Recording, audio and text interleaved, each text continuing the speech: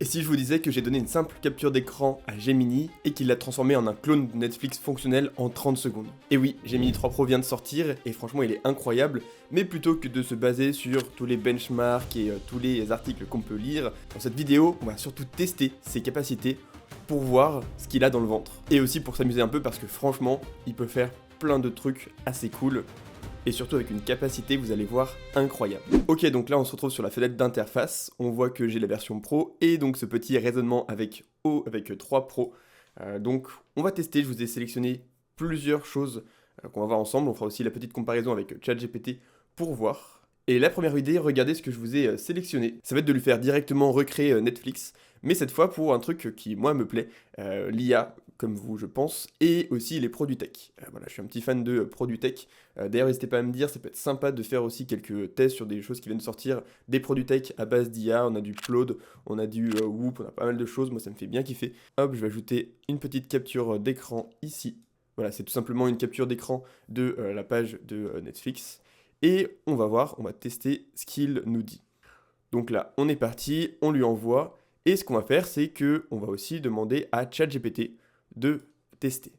On va lui dire la même chose, on va lui mettre ici la même image, on va lui envoyer.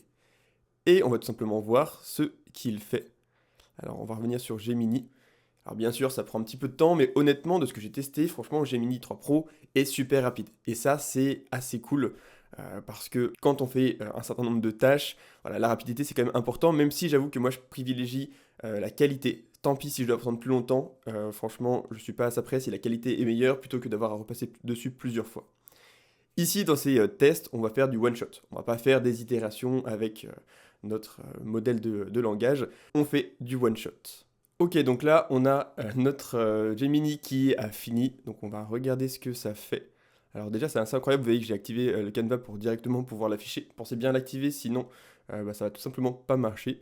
On a IAFlix, accueil, série tech, conférence, nouveauté IA, ma liste. Ok, l'aube de la singularité, on a quoi? On a du neural network, 1, 2, 3. Honnêtement, c'est assez stylé parce qu'il a même fait tout ce qui est tout en bas alors que c'était pas sur la capture d'écran. Bon, il y a un petit problème ici, comme on peut le voir, black box. Qu'est-ce que ça fait? Bon, oh, ça c'est pas fonctionnel, si je clique dessus, voilà, c'est un petit peu normal. En tout cas, honnêtement, le test est super stylé. Et voyons voir ce que notre ami ChatGPT nous a fait. Donc voilà ce qu'il nous a fait, je trouve que c'est un petit peu moins bien. Là franchement le point est carrément à Gemini 3 Pro. Ok, donc on va faire un deuxième test maintenant. Hop, on ajoute une nouvelle fenêtre. Et regardez ce que je vous ai fait. Un petit prompt ici. Utilise le contenu de ce document sur sujet. Donc ici le sujet, qu'est-ce qu'on va mettre? On va tout simplement mettre, on va dire, page Wikipédia sur l'IA. Voilà, l'idée ici c'est juste de voir aussi ce qu'il peut nous faire assez rapidement. Créer une application web interactive dans un seul fichier qui est en carte mémoire. Voilà, j'ai mis un petit peu des choses au pif et j'avoue que je me suis aidé de Gemini pour qu'il me crée ce petit prompt. On va ouvrir Canva et on va encore une fois le relancer. Hop. Donc on va faire la même chose ici, on va venir copier ça et on va faire la même chose avec notre petit ami ChatGPT. Voilà, ici on va venir ouvrir une nouvelle fenêtre. Hop, on lui met ça et on lui envoie.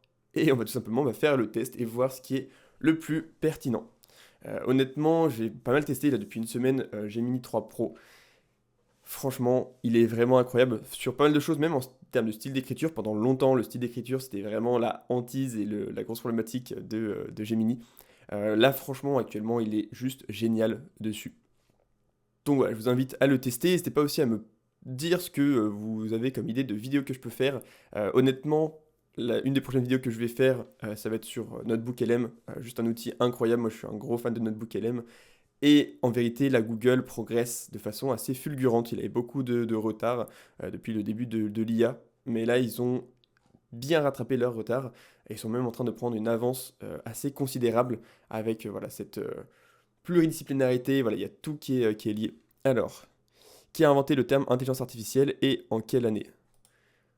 John McCarthy. Ok, je pense que c'est vrai, c'était exactement ça. Hop, validé. Bon, Petite chose, je suis aussi formateur IA, j'ai un doctorat en informatique, faut bien que ça me serve. Honnêtement, c'est vraiment le bon moment d'avoir ce doctorat parce qu'avec l'essor de l'IA là, depuis quelques années, je suis très content.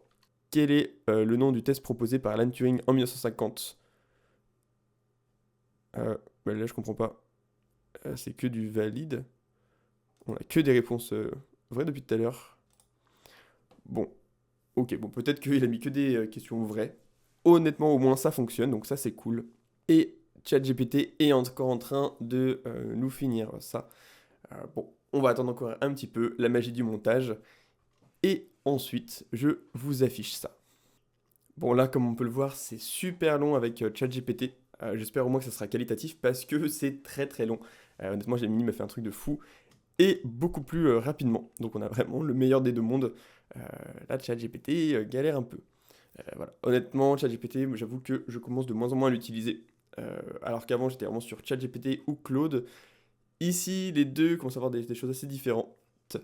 Euh, donc là, Gemini est en train de rentrer dans mon cœur.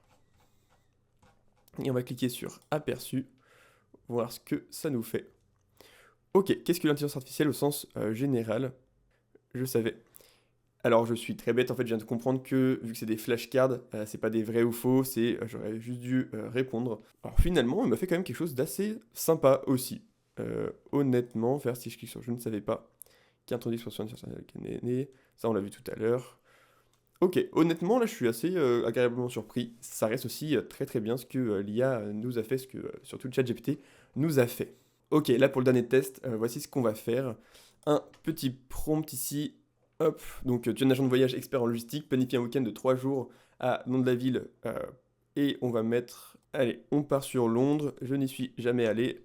C'est parti à Londres. Voyage Persona Italian Street. Hop, critères détaillés pour les 3 jours. On va envoyer ça, voilà, pour le tester aussi un petit peu là-dessus. On va lui envoyer et on va faire pareil avec notre ami ChatGPT ici.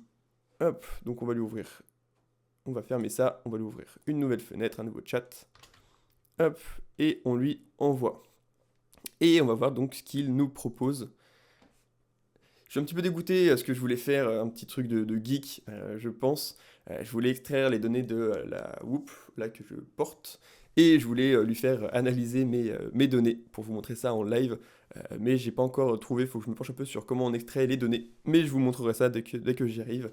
Voilà, on va se faire kiffer sur cette chaîne, on va faire pas mal de tests sur tous les outils IA, potentiellement sur les produits un petit peu de tech. On va fouiller ça, on va voir comment les utiliser en termes de business, pour s'éclater, pour voir ce qui se fait sur tout type d'outils, créer des agents, voilà, plein d'idées en tête, on va bien s'éclater. Ok, donc c'est un défi logistique stimulant, surtout qu'un budget est de 1200 euros pour 3 personnes à Londres. Le quartier général Stratford Est de Londres, je choisis Stratford plutôt que le centre historique. Itinéraire détaillé. Ok, bon, là je vais pas aller dans le détail, en plus je vous que je ne connais pas Londres.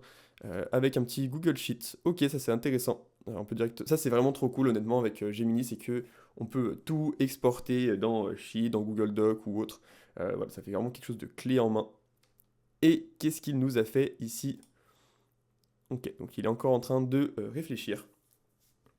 Voilà. On va attendre donc quelques minutes, comme ça j'essaie de vous le laisser en temps réel pour pas non plus faire du montage tout le temps. Ce qui est intéressant, c'est qu'on peut voir donc le petit raisonnement, ce sur quoi il va rechercher sur web, on peut voir tous les éléments.